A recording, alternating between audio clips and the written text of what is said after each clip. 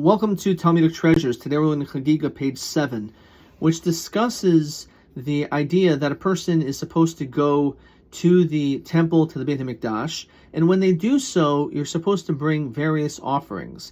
One of them is called an olas re'iyah, which is an elevation offering, which is brought onto an altar.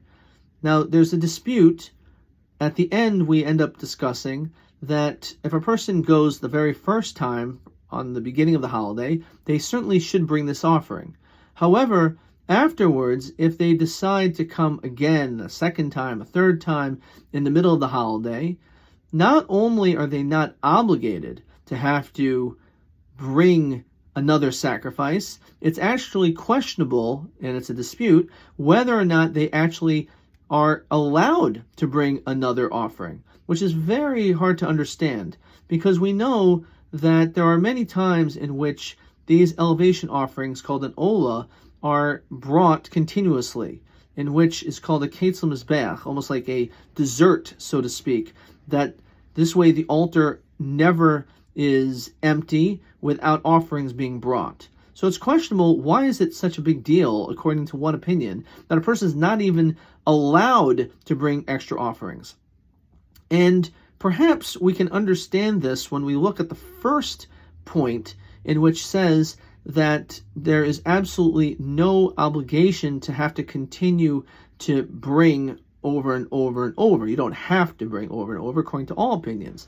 And the reason is, it says that just like God will accept you, He will accept you even b'chinam, even for free, for nothing.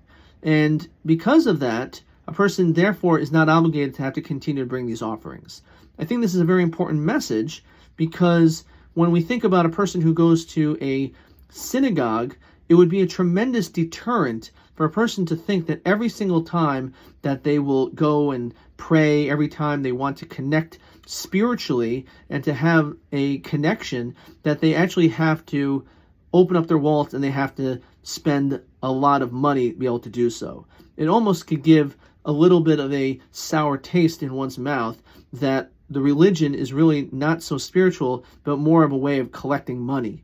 And this is the reason why, clearly, the Torah does not say that a person must bring these sacrifices. If they want to come, they should feel comfortable to come. We don't want to discourage them. So much so that we may not even accept them in order to be able to let people understand that it is you that we want, not your money.